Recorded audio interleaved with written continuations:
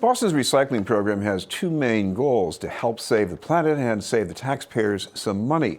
Due to changes in the market for recycled materials, that second goal is becoming harder to reach. That's one reason why our guest wants a comprehensive look at recycling policy by the city. We'd like to welcome the District City Councilor for West Roxbury and Jamaica Plain, Matt O'Malley. Thank you very much for being with us, Councilor. Always great to be with you, Chris. Now, let's put this in context. I know Mayor Walsh has been working on a zero waste policy recently, but what else is happening now that got you concerned about this? Well, one of the things that has me not only concerned, I would say terrified, is the fact that recycling is no longer the valuable commodity that it used to be.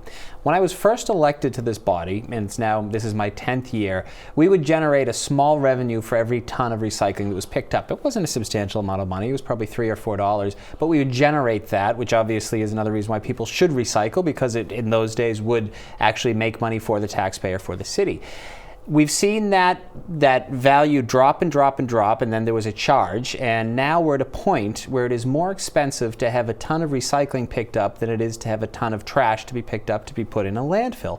That is terrifying, and we need to employ some real strategies so that we can both address that number while at the same time increasing our recycling rates and make sure that we are more effective and more strategic in our recycling program. Because one of the things that worries me is that even if we did something to sort the materials better or take out more impurities, there would still be a lot of stuff we just couldn't sell. Or am I mistaken about that? No, you're right to an extent, and one of the things that's troubling is it now costs more money to recycle glass, for example, than it does just to create new glass. But there are some aspects of things that go into our single stream recycling which are still valuable commodities. Food scraps, organic waste is one. Textiles, some clothes or curtains or towels, those actually still generate a fair amount of revenue. So one idea I have, and it's not always the most politically popular position to take, but I think we need to move away from single stream recycling and go back to the multi-stream recycling. Right off the bat, that can cut our recycling costs by 1/3, and if done right, it will generate revenue for the municipality. Well, food waste, of course, we associate with composting. Yeah. Is there a city doing this right now and doing it in a way that's sort of user-friendly? So many cities across the globe, but even in the United States, we're seeing so many cities do it well. San Francisco is the gold standard. They offer curbside composting. They not only generate revenue for the municipality, but they also allow an individual or a resident to be able to pick up some of their compost and mulch to use in their own garden and use it in city gardens. So that's one reason why I've been pushing, was glad to finally have the effort of now Congresswoman, former Councilor Ayanna Pressley, and myself to get a curbside compost RFP in the books, and we're sending that out now. It was included in the budget last year. We're going to start a subscription service for residents, hopefully in the spring or the summer at the absolute latest.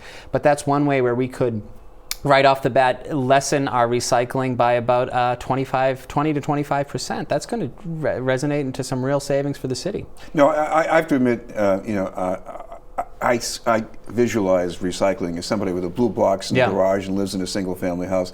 But these days, you got people living in tall buildings, small apartments, and is it going to work for people like that? Work for college students who are a little more dicey about putting out the trash? Well, it's actually funny that so many colleges and universities are far ahead of the city and of cities and towns throughout the Commonwealth in having higher rates, because they often do the multi-recycling. We're here, we record this at BU, you go down to the dining hall, you'll see there'll be a number of different bins for recycling, for compost, for glass, for paper, etc., and then for waste. That's a great way to address it. As a society, we have to have some conversations also about looking at things such as possibly expanding the bottle bill. Increasing the nickel to a dime is something that I think that is a conversation that we need to have. That's another way that we can help generate revenue to make this a self-sufficient program. As long as I'm a city councilor, as long as I can live and breathe, I'll do everything we can to protect recycling, because you have many smaller municipalities that are doing away with it because of the cost. So we'll fight with every fiber to protect it, but I also think we have to be more strategic about it. Our recycling rate in Boston is about 25%. In 1989, which was sort of the movement where many cities, including Boston, began to offer recycling, that number was about 16 or 17%. That's a failing grade that we've only increased such a small amount in a 20, 30-year period. We need to do more. We need to keep up with other cities that are really hitting this out of the park. And finally, the cost of doing nothing differently, what would that be like, you think? In 2017, we spent $200,000 on our recycling. This year, that number is expected to be closer to $6 million. In a 3-year period, we have seen that incredible increase. Going back 10 years, as I said, we were actually generating revenue. So as China and other foreign markets refuse to accept our recycling because of a high contamination rate, we are only going to see that number grow and grow and grow, which is why if we're not serious about doing what's right for the planet, and by the way, what's also right for the taxpayer in the city of Boston, we're going to continue to have an insurmountable gap between what is good policy and what is good for the taxpayer. We need to act now. We need to be aggressive with this. Boston has to even consider building our own recycling facility, as some other cities have done.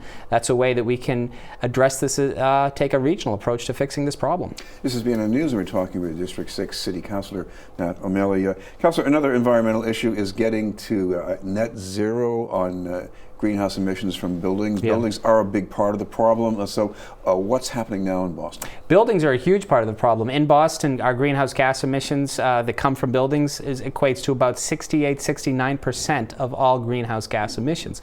So working with a tremendous group of advocates, of academics, of builders, of passionate environmentalists such as myself, we were able to begin the process of sketching out what we need to do to build net zero carbon construction going forward.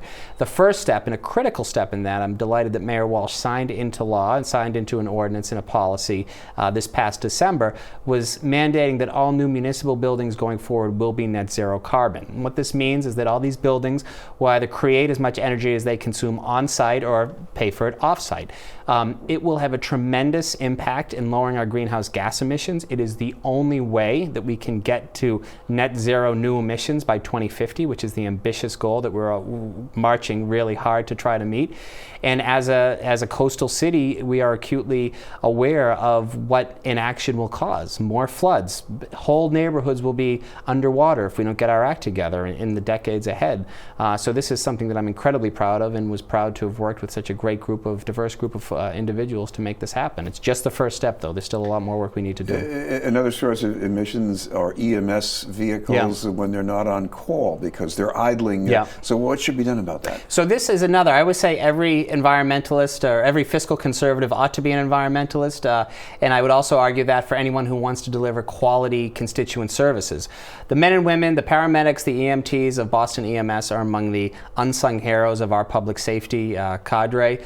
Right now we have very few sort of bays and garages for our ambulances that run citywide, that are obviously assigned to certain aspects of the city. They have to idle because there's medicine, there's equipment that has to remain at a temperature, particularly during these winter months, a warmer temperature. So we need to invest in some bays, some garages, not only to lessen the emissions, which is sort of the secondary point here. It's really offering our EMTs, our paramedics, a place to sit, take a 5-minute break in between calls, which is a rarity to begin with, but just have that support and have that infrastructure to make sure that they can do their job and do their job well. So I'm delighted to work with the leadership of Boston EMS, and we're going to continue our great work working with the Public Health Commission as well as Chief Hooley to get this done. Well, today's primary day in New Hampshire. You've spent some time up there. What do you think is going to be happening? I think if I were truly a political prognosticator, I'd be cleaning up in Vegas, because I have no clue what's going to happen. Obviously, Senator Sanders, polls would suggest, will have another very good night. Mayor Pete Buttigieg has really seen some momentum since his strong Iowa finish. I'm supporting our senator, Senator Warren. She should do well there. She will do well there. We've seen some real momentum for Amy Klobuchar, Senator Klobuchar as well. So I think tonight will, despite what happens, we're going to see a protracted Democratic primary, and I think that's good.